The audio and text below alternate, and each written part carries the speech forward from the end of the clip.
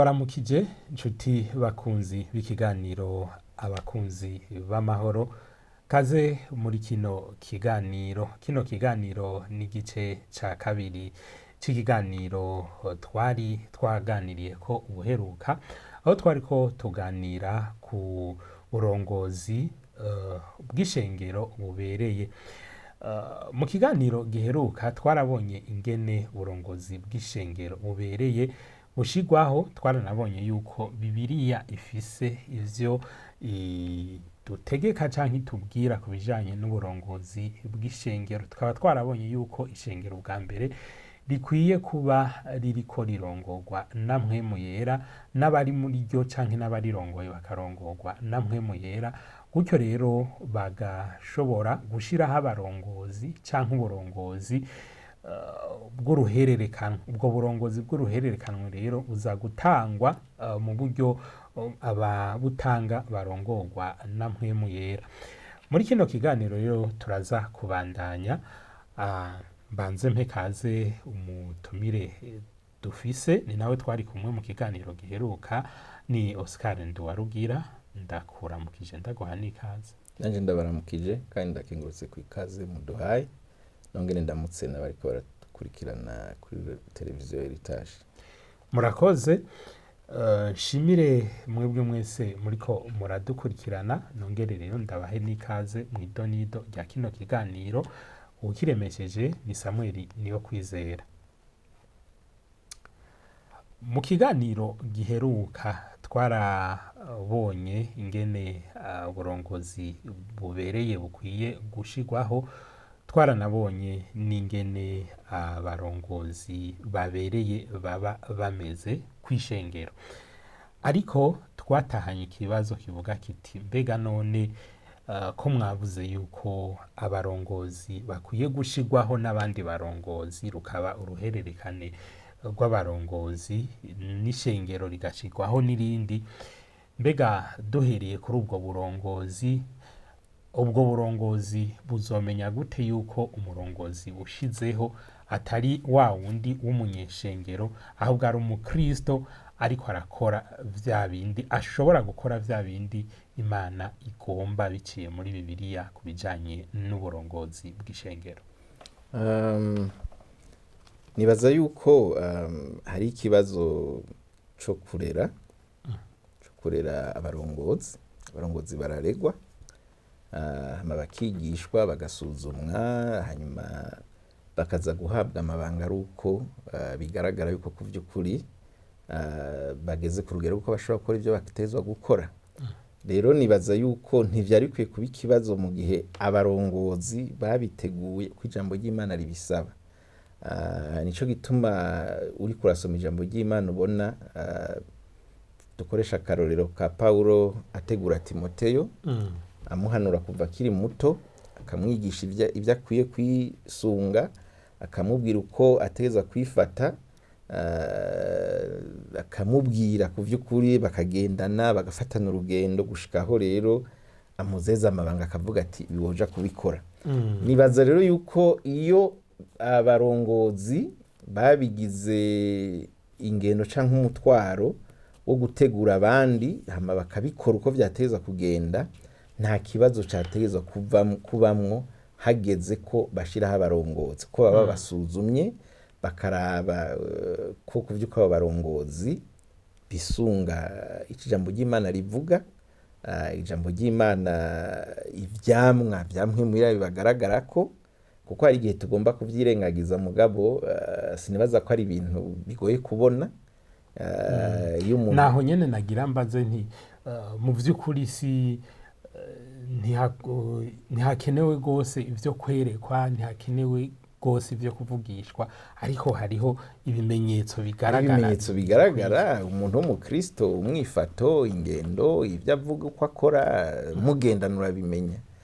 Nibaza yuko urabibona ukamenya uti umuntu arageze ku rwego rw'uko ku vy'ukuri ashobora guhagarara nk'umuntu ashobora gukora ibikorwa vy'Imana. Ariko tukiri ngaho nyene urumva ko umurongozi ashigwaho n'uwundi. Ivyo ari vyo vyose sinzi ngira muraza kugira ico mu bitubwiye ko abanyeshengero bashobora kuba ata jambo bafise ngaho mugabo mu gihe umurongozi ashirwaho n'uwundi arashobora kuba ariko arashima ivyo bikorwa akora agashima izo nyifato bivanye n'uko akora nk'umunezereza canke akora ibihwanye n'uko uwo murongozi agomba urazi ko akamuntu kamaho ubwo none ntava ashiraho umuntu yitwa ko ari mwiza mugabo shengero agiye kurongora rikamubona ukundi. Ingorane nza kugira nuko tugumana ikibazo c'ishengero turiko turavuga kuko ugiye muri aya mashengero navuze mu kiganiro giheruka abantu bubaka bakayubaka kenshi bisunze n'ivyumviro vyabo ivyo bibazo vyose bavuga bica biza mugabo sibwo rufatiro siko karero tubona muri Bibiliya ega kugira ishengero ribeho ngira izo nyubako zitegerezwa kubaho si kibazo c'inyubako ni kibazo c'umuntu aja mu ihoteli canke aja ahantu akavuga ati je ngo mashireho ishengero no ryubaka gute agaca agenda akaripanga no koranana agaca agenda akarondera abantu akabashiraho mu gishengero yafise aho ryahereye kandi mu mugambi w'Imana ryategeza gukwira isi yose hanyuma rikagenda rihererekanywa nico gituma intumwa Paulo n'akaroro keza Paulo ashira ishengero i Korinto canke i Efeso nibwo burorero bwategerezwa kuhaba arafise ukuntu ategura abantu akagira n'ukuntu abarungika hisunzwe ingabire za mpwemu ratezwa gukora mu ishengero hakaba abantu bitwa abapastori hakaba abantu bitwa abahanuzi hakaba abantu bitwa bigisha hakaba abantu bitwa ziyangabire zose dusoma ivyo nivyo biza gukorana bikaja hamwe hakaba n'abantu bitwa abashinga ntaye bishengero bafasha mu bikorwa bitandukanye ivyo byose bikubakwa ku buryo bw'uko nta kibazo na kimwe categerezwa kubaho muguno musuza gusanga umuntu n'umuhanuzi ni intumwa n'umwarimu n'umwigisha n'umupastori byose bimurimwo umugore warashobora kumufasha urumva gasanga byose ariko abikora ubwo sigo ngomba wumve neza ico niko ndavuga ingwane jewe ncangira nuko tuza kwemeza ko aya mashengero tubona ari ryo shengero Bibiliya ivuga kandi tuko duhimiriza abantu kuza guhindura ivyo bariko barakora kugira ngo babisubize muri Bibiliya ubu turi mpiganwa ry'ibiharuro by'abantu benshi amashengero manini bijye ugiye kwinjira indani yo bizanana n'intumbero abantu babigira bariko baharura ibishima abantu bazotanga bariko baharura ubuzima bwo mupastor azafisa abantu benshi bariko baharura izindi nyungu kenshi batanavuga muga mu bisanzwe yaba abantu igituma bashiraho ishengero kwari ugukiza abantu ngo baje mu ijuru twari muri uko kunyaruka tuvuga tuti Yesu agomba agaruki abantu batarumva ubutumwa tububandanye ivyo bibazo byose nta kimwe kiba kihari muguno musi birahari kubera yuko ico twita ishengero uburyo cubatse ntigihuza n'ijambo ry'Imana rivuga no kuvuga rero uza gusanga zangabire zateza kuba ziko zikorera mu rusengero ntizigeze zikuzwa nta n'ufise n'umwanya wo kuzivugako tuko tuvuga ibindi bihuye n'ivyo dushaka umurongo ziragacaba rigacaba ibishengero ry'umurongozi kandi birumvikana ko ni nawe yagishiriyeho iyo mubajije baza bashaka kubwira ati jewe uragenda hamusigira ishengero ry'iwanje ukamengo n'urudandaza canke n'andi mashirahamwe canke n'amakleba ariko barashinga mugabo turiko turavuga bino bintu intumbero nyamukuru nibaza tuba dufise nuko abantu bafise mu mashengero bakagenda bakiyumvira ejo ibiso bazoba bari bateza kurenguka imbere y'Imana ibintu bariko barakora uno munsi ngo namashengero barabona neza ko bazoshikana imbere y'Imana Imana ikavuga ati nimuze bakozi banje mwakoze neza ivyo baravyibaza kuko abanyeshengero bose baba bari mu rusengero baje gusenga bakaza munsi burongozi bwubatswe uko ijambo ry'Imana ribishaka bose bategezwa gukura ko nta kindi shengero ribereyeho no gukuza abantu mu buntu bw'Imana bateza kwigishwa kubwirwa ibintu kubakwa ku buryo bw'uko bagira iki bashikaho baba abakristo bashitse bashingira intahe Imana hanyuma bagahindura ikibano n'igisagara ibintu byose bigahinduka hanyuma ikindi naco nta murongozi muri Bibiliya ko biri bitwereka nta murongozi agenda wenyine akora wenyine abarongozi usoma muri Bibiliya bafise abandi babafasha kimwe mu biranga uburongozi rukristo nuko bukora mu runani si umuntu umwe, kuko Imana itanga ingabire zitandukanye. Rero ugaca usanga umuntu wese ku ruhande rwiwe ariko akora ibyo ariko arakora. Pawulo nk'intumwa afise abandi bantu ku ruhande bariko bakora ibindi, atuma bafashanya aho adashobora gushika bashika, mbere baza bagakora bimwe bimwe uno munsi twibaza ko bitanakenewe, mugabo kandi biba bifise akamaro kanini. Rero umurongozi muri ico gihe si we ariko akora wenyine, si umuryango, si umugore wiwe, si iki, n'abandi barongozi ku ruhande nabo bakuze bari impande yiwe baza gutora n'abandi barongozi baza bavuga ati ubu tugomba gushiraho umurongozi. Mwisanzwe ni no vyitangwa iki, si umuntu umwe aza ngo urumva ngo je ngo mashireho naka kubera ari uwiwanje. Baba bakora nk'umugwi munini w'abarongozi bariko barakora umwe wese muga mu ngabire ziwe, ariko bahuriza hamwe kugira ngo bisunze ca gicapo, kandi kugira bakuze ishengero, abantu bashike aho bashobora guhagarara bagahindura ikibano. Abantu babonye bakavuga ati bari abantu n'abakristo mu kibano, abantu bakristo batashe bavuye gusengana bakavuga bati bajya abantu barahindutse, bajya abantu intahe yabo iragaragara, kubera ko aho baja barongoye barabubaka. Nivyo bibazo n'umwe bateza kwibaza, mbega abantu bavuye muri ya kirite yacu ya dimanche ya materaniro bagataha bakaja mu isoko bakaja mu buzima busanzwe, habiki ibi bintu byose tubona mu gihugu, ibizingwane zose tubona zibaho, kandi tuvuga ngo turi 90% y'abakirisu, uca wumva ko atari byo. Kuwa Mungu babwirwa ibiki, bigishwa iki, impinduka zihari niziye mu gwacu ukagaruka, mbega ajya abo babigisha ku vy'ukuri ni bandi babigisha, barafite ivyo babigisha. Niho numva umengo jewe sinoca nza ngaha ngo nce mvuga ngo urumva ngo tubigize gujya ngo umengo nshigikiye ibihari nk'ukumengo nivyo vyo muri Bibiliya. Kandi je kuvyo mbona ivyo niko ndaraba vyose twubaka uno munsi mbona binyuranije na Bibiliya. Ariko hari umuntu apagira ikibazo ati mwebwe muri ko muvuga yuko ishengero rikwiye gushirwaho n'irindi, hanyuma gakwira isi yose nk'uko mwabivuze, ariko rikanahindura n'abantu, rigahindura n'ikibano n'abantu. Ariko ishengero mbega gukwira isi yose ni ishengero iriyihe? Bavuga bati tugaruka kuri ya yandi, mbega none ni ishengero rya Kristo ni rimwe. Metodiste hakavuka Anglikane, ni Anglikane izohava iguma ivyara, tuzaba twisanga dufise ya denomination imwe canke rya shingiro. Urabizanye neza ikibazo kiraho nyene. Nimba Anglikana ariryo shingiro ryo muri Bibiliya, ivyo sivyo. Nimba ari Vivant ariryo shingiro ryo muri Bibiliya, sivyo. Ivyo vya Anglikane vy'abametodi nimwe nakubwira abantu biyubakira, vyategerezwa gusubira inyuma. Abarongozi beko baranyuma niba bavyumva nibasubira inyuma bagende muri Bibiliya barabico birivuga uburyo bakwiye gutunganya ibintu. Bijya bindi vyose banze bashire ku ruhande. Nimba bagomba vy'ukuri gukora ico Imana ishaka nk'ukubaka ishengero ryayo. Kwishengero n'iriro bori hana ritagira izina nyuvuga ngo ni ishengero rya Kristo. Ishengero no bose bavuga ko bari mu ishengero rya Kristo. Numva bose bavuga ngo ni ishengero rya Kristo, abandi ngo ni ishengero rya Kristo. Reka dufate ko ari byo, mugabo bafise andi mazina, nibagende bakore uko ijambo ry'Imana ribivuga. Ivyo bindi biyita ntaco bizoba bitwaye. Mugi kibazo aho gihagaze si nivyo biyita. Kibazo gihagaze uburyo bariko barabikora. Uko nivyo bibazo waciyuzana.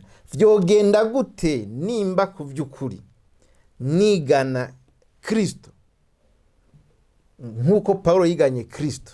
Vyogenda gute ko hageze gushiraho umurongozi nshiraho umwana wiwanje? Ntabanje no kuraba, ntabanje no kubaza ngo ndabe ko vy'ukuri umwana wiwanje ari umukristo vy'ukuri, hama ngo ndamushira imbere arongora abantu. Mva ntivyokunda. Nimba ivyo ndabikoze nkabikora uko, bisigura yuko na jewe sindiko nigana Kristo, ko Kristo suko yabikoze, Paulo suko yabikoze, n'abandi bose bagiye batanguza mashengero mu gihe c'ambere suko babikora. Muri ibi bintu nta vy'abana, nta vy'abagore, nta vy'ibiki bizamo. Muri ibi bintu n'ubukristo.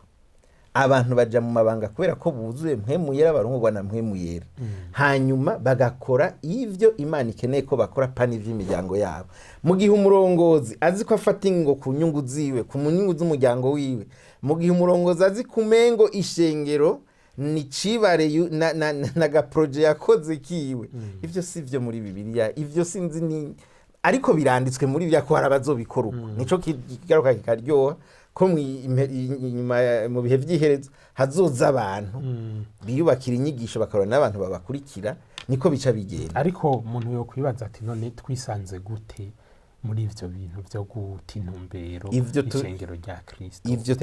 Ivyo tuvyisanga muri kahise k'ishengero. Abiga inyigisho ndoramana bariho icigwa citwa kahise k'ishengero. Ivyo vyose babisangamo, barabibona uko vyagenze. N'iri shengero twita Katolika uno munsi rigateba Katolika y'i Roma. Katolika ubwayo nta ngorane yari iteye, ingorane zitangura kuzibaye Katolika y'i Roma. Aho niho hatangura kuza ibibazo, hanyuma inzego bakagenda byinjiranamwo. Akarorero korosha aha imbere y'ibihumbi 2005 wari bwigere wumva umukuru w'igihugu agirisha ibikorane byo gusenga? Nta vyariho. Mu gihe turonse umukuru w'igihugu yitwa ngo ni umukristo, ibikorane vyaciye bitangura. N'uyuhe mupastori, nuhe murongozi w'ishengero yahagaze akavuga ati nyakubahwa perezida, ibi bikorwa n'ivy'ishengero si vy'umurongozi, wege nda ubandanya amabanga y'igihugu hama tuzobitegura tugutumire. Nibibi kumunye n'icubahiro umukuru w'igihugu akizwa agakora igikorane. Nibaza ko inyishu iyo vyahereye twisanga aho turi wamaze kuyitanga. Wamaze kuyitanga. Umukuru w'igihugu twamuteye ngo arongore igihugu, ntitwamutoye ngo avuge ubutumwa. Kuko hari abasenyeri n'abandi bose twashizeho bavuga ubutumwa. Rero amaze kubujamo kubera atawushobora kumubuza. Kubera atawushobora kumubuza uko nyine kurabivuga, bose baca bamubona bagaca bavuga ati erega ni vyiza. Hari n'abaje bwira ko ari iteka. Duca twisanga muri biturimwo uno munsi, aho bica binasanga vyanavanganye, ugasanga intwaro n'ishengero bisigara ikintu kimwe. Ariko ikibazo cy'intwaro, ikibazo cy'umukuru w'igihugu ni gute iryo shengero twisanze hehe kugira ishengero risigare ryemerera iyo ntwaro kugira ngo yinjire muri iryo canke nimbara umugambwe canke ibindi vyinjire. Ico bisigura nuko igihaza yasanze ishengero rihari mugari ridafise inguvu, kuko mu bisanzwe ishengero rari rifise inguvu kiyagihe amashengero yose yatezwa kuja hamwe agahara akavuga ati reka dufashe. Twirengagije ico rero ishengero ryatakarije inguvu he. Ishengero riti inguvu mu kudasoma ishijambo ry'Imana rivuga. Ni naco kibazo nagira kwigisha, mu gutangura, mu gushiraho babarongozi bigisha ivyo bifuza, batigisha ijambo ry'Imana rivuga. Iyo abantu batangura rero kuza barigisha bigisha ivyumviro vyabo n'ivyifuzo vyabo, baca basanga baramaze kwibagira ijambo ry'Imana rigigisha. Nico gituma iyo haje ikintu gica kibajana bose, ugasanga bose bagiye, kuko babona umengo no munsi hari umukozi w'Imana agendewe na nyakubaha umukuru w'igihugu akamugendera gusa. Uwo munsi nyine aca yifotoza no dufota agacashira kuri Facebook, abantu bose babone ko yatewe iteka no kugendera kandi ni vyiza kugenda iteka n'umukuru w'igihugu. Mugabo byari bikeneye ko aca bitangariza abantu bose. No kuvuga rero naho ndiko ndavuga nti ishengero uko rigenda ritigisha ijambo ry'Imana rivuga. Mu kiganiro giheruka twavuze tuti abantu bafise ivyumviro vyabo bakarondera ijambo ry'Imana rishigikira ivyo biyumvira, bakagenda baja muri ivyo. Iyo hageze nk'ibintu nk'ivyo bica bibagora uburyo bashobora guhagarara. Mugabo mwibuke yuko intumwa Paulo n'abandi bose bagiye bahagarika igikorwa c'Imana bahanganye n'intwaro zari zikomeye cyane, zigomba kubabuza guta umurongo wo kwizera. Mugabo bakavuga bati ivyo twizera ni ibi, nivyo dutegeza gukora. Birakenewe ko aba barongozi b'amashengero, aho abakozi b'Imana n'abakristo bashobora guhagarara mu bihe vyose, bakavuga ati ndi umukristo, nzokwama ndiwe gushika ibihe vyose harimwo no gupfa. Abo bakristo ntibiyubaka, barubakwa. Abo bakristo ntibavyuka umunsi ngo bace babaho. Abo bakristo batezwa kuba bubakiye mu ijambo ry'Imana ry'ukuri kandi bigishijwe. Rero ivyo tugaburira ishengero, ivyo abanyeshengero bavutse babwiye ubutumwa, ivyo tubabwira uko tubare no buryo tubakuza, bagateba bakaba n'abarongozi, birafise uruhara runini rwose ugishinga riheza rigahagarara neza canke nabi. No kuvuga yuko hagiye habamwe ibintu byinshi bigenda biza vyigishwa bivangana bishiraho ibintu biza gutuma tugeraho twisanga aho turi uno munsi. Kandi iciza kigumaho gusa nuko nkuko namanda bivuga hariho abantu uko biba biri kose bafata umwanya wo gusoma ijambo ry'Imana bakirimbura ku gatwe kabo ntibashiraho indi denomination mugabo baba bariho no muri ayo mashengero baba bariho bavuga ati naho ndi muri no shengero ibyo ariko barakora si byose nemera. Kuko nagomba kubaza mbega abarongozi none uvuze umengo turiko tuvuga ko bicika tanumwe asigaye ashobora kurangira inzira nziza bariko baraja mu ijuru. Aho twaba twihenze twaba tumeze nka Eliya avuga ati nije nsigaye jenyine. Oya mwe mu Imana arakora mu mashengero yose hariho abantu hariho n'abarongozi gushana ino saa ibi niko ndavuga bavyumva kandi bagerageza uko bashoboye kose kugira ngo bisunga ijambo ry'Imana. Bariko barongorana ubwoba bavuga bati igihugu Imana yaduhaye kirahambaye dufise ibango rikomeye ryo gushikana abantu mu bwami bw'Imana hari ibintu tutajamwo tutivangamwo. Mugayi n'abandi vyataco bibabwiye bavuga bati ahubwo naragifashe shengero nigi wanje nzoriha umwana nzogira ikindi ivyo byose birahari. Mugabo ku vy'ukuri hariho abantu basoma ijambo ry'Imana bakavuga bati reka dukore uko ijambo ry'Imana rivyifuza kandi babandanya bakora. Gusa iyo abo bantu babaye bake ico two kwiyumvira nka impact canke nk'ikintu ishengero shobora gukora mu gihugu ngo riboneke ko ririko rirahindura ibintu nkuko vyagenda ku ntumwa uno munsi bica bigorana. Kuko wibuke ko hari ahantu banavuze bati abo bantu ntibazi ino kubera yuko twarumvise kwandi bahahinduye ntibazi ino. Hari hano nimba ari Korinto nimba ari muri Efeso abantu bavuze bati abantu bapfumura n'ibyo bavuga ati abantu b'abakristo batumaze amahera twaratora ntitukiyaronka. Bariyumvira uburyo buvuga ati ntibazi no bikanga. Ivyo bica bigora no musi kw'ivyo biboneka. Mugabo kubera uruhara rw'uburongozi turiko rakuza abantu bashobora guhagarara mu kibano bigatuma abantu bose babona ati kibano cahindutse. Mbega none uburongozi bubereye bubana gute uburongozi bw'ishengero bubereye bubana gute n'abanyeshengero burongo? Abarongozi bibana muri vya bindi navuga kimwe nuko umurongozi afata umwanya ukwiye wo kubana n'abarongoye mu kubatera intege mu kubakuza mu kubigisha niko kugabura. No kuvuga igikorwa ca mbere abafise no gufasha bajya abantu bitwa ko arongoye kugira bakure binashobotse banamusumbe bavemwe abarongozi bakomeye banamurusha. No kuvuga yigwiza inshuro nyinshi zishoboka. Ivyo bisaba reko bari umuntu afata umwanya nivyo navuze buheruka ko birashika abo bakirisu baba bafise ijambo mbega nabo birashika bakamuhanura umurongozi abereye ashobora kugutsitara hanyuma bakagira ico bavuze. Umurongozi nakarena nakivuze mu vy'Imana nta murongozi aba wenyene kuko ishengero usijya umuntu ishengero rifise abantu baba barimwo mu burongozi bagenda bafashanya uko ibintu biriko biragenda. Hari sinzi ko nozita n'inzego mugabo kuvya hari ingabire zitandukanye zikorana. Navuze ko bamwe arabahanuzi abandi arabigisha abandi ari intumwa. Igihe intumwa igiye hariho abahanuzi hari bitari kugenda neza Imana ivugana nabo. Twibuke ko umutwe n'umurongozi ari hejuru ni Yesu Kristo.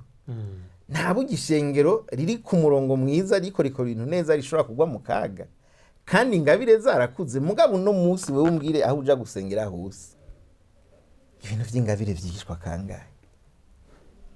Niyo hagize zivugwa no kuvuga mu ndimi no kwerekwa iby'abantu rimwe na rimwe navyo ni birimo igifungo. Mugabo nta jambo ry'ubwenge nta hariyo ziriya ngabire zose Bibiri ivuga zitezwa gukorana kugira ngo ryubake ishengero. Ishengero rifise rero ingabire imwe urumva ko ricumbagira. Hari ibintu byinshi biba bibuze. Umurongozi ariko akorera ku ngabire imwe gusa aguye mu bibazo urumva ko aca bigwamwo. Mugabo ishengero abarongozi bariko bakuza ingabire zose nta gituma umuntu aba wenyene. Kandi ku rwego rwose haba hariho ibintu bituma abantu bafashwa bagakura. Haba hari abantu bigisha ijambo ry'Imana sitewe ngo umuntu umwe kubera ari umurongozi ari umupastori ngo ari baca yigisha wenyine. aba ari we yama yigisha kuva ku wa mbere gushika ku wa mbere. Hariho abandi bafite ingabire zo kwigisha. Uwo murongozi rero w'ukuri ari imbere, nuko tuvuze uburongozi urumva hari ingwara tugira turaba bya bindi amategeko avuga representant legal turaba bijya mugabo bijya n'ibyo leta yatuzaniye kubera nyene bwiri dufashe kwitunganya kubera ko byatunaniye kwitunganya. Mugabo mu bisanzwe yaba twakora ibintu kuja mu ry'Imana ribivuga canke tukabitunganya neza, nta byinshi tuba turiko turagira ko representant legal mu bisanzwe aserukira imbere y'amategeko. Kuba umurepresentant legal singabire yamwe yera ni ibintu habwa n'amategeko.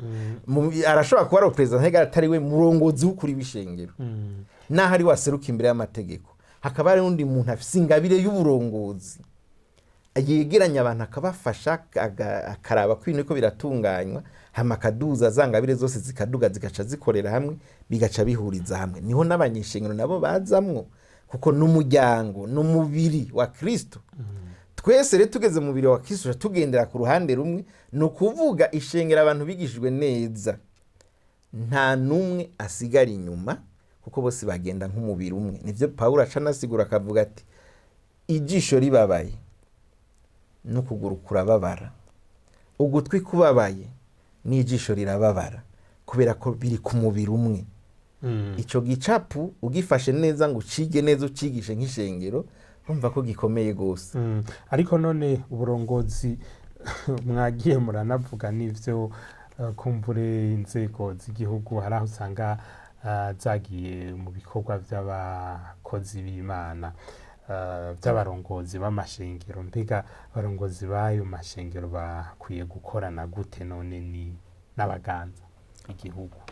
Bakwiye gukora neza atangorane, kuko barafise uruhare runini rwo guterera, bahinduye abantu bakaba beza, bakaba Kristo beza, ni ku neza y'igihugu.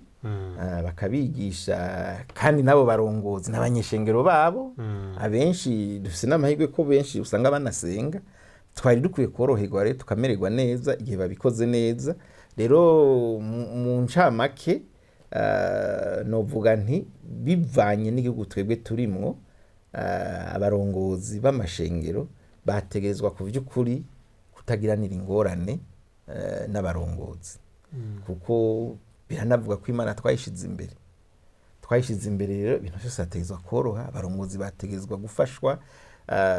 Abarongozi kenshi hari ikintu urumva gikunda kubura kenshi mu barongozi, ugasanga ibyo twita morale nta birimwo, kandi ari iby'ishengero ryigisha cane. Ishengero ryategerezwa gufasha abarongozi, rikabigisha, rikabafasha kuronka ico bita etike y'uburongozi yisunga ijambo ry'Imana. Ibihushane ntibikunde kubamwo, bakamenya neza yuko kurongora abo bantu navyo biri mu vyo bazobazwa imbere y'Imana nk'abantu b'abakristo. Hama babandi baza gusengera mu mashengero y'iwabo bakabigisha uburyo bw'uko ubukristo ari ubuzima bwa misi yose. Ibyo bigatuma rero aho bageze hose bagira. Ikindi kiba gikenewe nuko bubahiriza amategeko, bakaba ku murongo w'imbere mu kubahiriza amategeko. Amategeko asaba bakabikora. Muri rusangi rero dusozera, hakenewe iki kugira ngo uburongozi bukomere? Nakahe kajambo ubwira abarongozi no munsi b'amashengero kugira ngo ubwo burongozi bukomere kandi bukore kumwe mwavuga mu ncamake? Ingwano nibaza bakuteza kugwana si yindi, kandi ntiyoroshe mugana aho umenga iroroshe. Ingwano bateza kugwana no gusubira mu ijambo ry'Imana, bagakora ibintu ku ijambo ry'Imana ribivuga. Ndabizi hari abafise ibitabo byinshi, basoma ibintu byinshi, hari amashuri menshi y'uburongozi n'ibindi byinshi yamaze gutera imbere, mugabe ivyo vyose ni ivyumviro by'abantu. Bakwiye gusubira inyuma, bakubaka ishengero uko ijambo ry'Imana ribisaba. Niho honyene ishengero rizogira inguvu, rigahagarara, rikagira ico rihindura mu kibana no mu gihugu. Muga mu gihe bacubaka ibi bintu byubakiye ku bindi kenshi usanga binyuranje ijambo ry'Imana, ugasanga umurongozi ari kuyubaka izina, ari kuyubaka icubahiro, ari kuyubaka ubutunzi n'ibindi byinshi. Ivyo ntibizopfa bihagaritse ishengero rishobora guhagarara ngo rigire ico rihindura. Tuzokwama twita igihugu kirimwo abantu 90% b'abakristo, politiki ihungabanye duhungabana twese abantu batangara ati mbega vyagenze gute nta kintu na kimwe mbere n'iterambere rizogorana kuko abantu bakijijwe vy'ukuri abantu bizera Imana bakayimenya vy'ukuri n'iterambere rica ryoroha gushikwako kuko ntabasubira kunyuruza ubutunzi ntabasubira konona gufata ibintu minenegwe abantu bose bateza kwitwararika ibintu vyose bakubahiriza igihugu bakubahiriza ibidukikije bakubahiriza agateka k'abandi bantu abantu b'abakristo bateza kuba abantu bakaruro mu gukorana ishaka ibi bitugora tuvyiteze ku barongozi beza bazokuza abakristo beza bafise umwifato mwiza ku vy'ukuri batahura ico barimwo bubahiriza ibitukikije bafise iryo shaka ryo gukora bataja kwiyuganira mu vyumba vy'amasengesho bariko barahindwa aho kuja kwivuza aho gukora ibitezwa gukorwa ugasanga abantu bariko barasenga birukanga ngo bakeneye gutunga badakoze kandi Bibiliya ibivuga neza kudakora adakwiye kurya Imana igahezagira ivyo bariko barakora igihugu kikamererwa neza ivyo byose biri ku mitwe y'iki y'abarongozi b'amashengero rero basubire muri Bibiliya babitunganye babikora uko Bibiliya ibisaba abatazotera imbere bazondondera nzi neza kubikoza uko Bibiliya ivyandika ibisaba nta kibazo na kimwe uteza kugenda neza murakoze inshuti namwe bakunzi b'ikiganiro abakunzi b'amahoro turabashimiye cyane mwumvise yuko kuva mu ntango ya kino kiganiro twariko tuganira ku burongozi bubereye bw'ishengero tukaba twumvise yuko muri rusange ubwo burongozi bubereye bw'ishengero ari uburongozi bwisunga Bibiliya kandi ntibuvange ivyo hanze mu ntwaro zo hanze n'ishengero. Nshimire rero Oscar Nduwarugira yadufashije gutahura canke kuganira muri kino kiganiro mwakoze cyane. Namwe mwakoze kuntumira kandi ndakengurukiye n'abadukurikiranye bose. Murakoze. Samuel Niyokwizera nije nari ndemesheje kino kiganiro nanje ndabasezeye ndabifuriza amahoro aho muherereye hose.